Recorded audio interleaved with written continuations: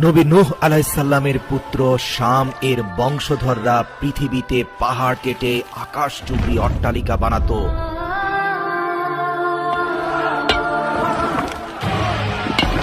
নিজেদের শক্তি, প্রযুক্তি আর সক্ষমতার অহংকারে অন্ধ এ জাতির সর্দারের বক্তব্য তুলে ধরে পবিত্র কোরআনে মহান আল্লাহ তাআলা বলেন, ওয়াকালু মান আশাদ্দু মিন্না কুওয়া, আমাদের যে শক্তিশালী আর কে আছে?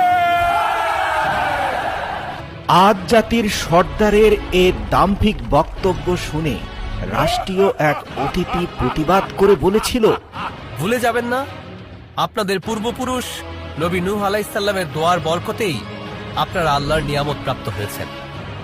আজ উঁচু উঁচু দালান কোঠা বানাচ্ছেন আর আল্লাহর তরফ থেকে শারীরিক সক্ষমতা ও মানসিক শক্তি পেয়েছেন। তাই অহংকারী না হয়ে আল্লাহর প্রতি কৃতজ্ঞ হওয়া উচিত। সমালোচনা সহ্য করতে না পারা অহংকারে অন্ধ আদ জাতির সেই সর্দার সাথে সাথে সে রাষ্ট্রীয় অতিথিকে হাত পা বেঁধে মরুভূমির বুকে নিক্ষেপ করে বললেন, দেখি আগামী 3 দিনের মরুঝড়ে তোমার আল্লাহ তোমাকে সাহায্য করে কিনা।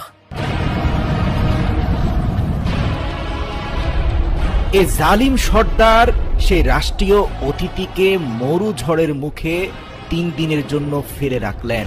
বাঁচাও আমাকে, বাঁচাও হে আল্লাহ, আমি কিছুই দেখতে পাচ্ছি না।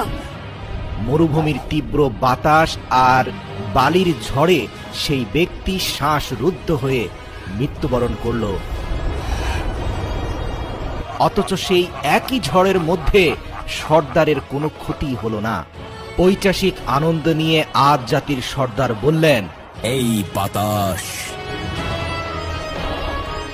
আমাদের গোলাম। আদ জাতির শারীরিক আর মানসিক সক্ষমতার ব্যাপারে ইতিহাস থেকে জানা যায়, পুরো পৃথিবী যখন আসমানি গজবে পানির নিচে তলিয়ে যাচ্ছিল, তখন নৌকা থেকে হযরত নূহ আলাইহিস সালাম তার এক অবাধ্য সন্তানকে উদ্দেশ্য করে চিৎকার করে বললেন, বাবা, আল্লাহর উপর ঈমান আনো এবং নৌকায় উঠো।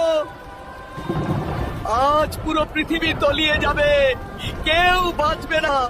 তোমার আল্লাহ এবং তার নৌকার কোনো প্রয়োজন নেই। আমি উঁচুতেই আছি, এই ঝড় আমার কিছুই করতে পারবে না।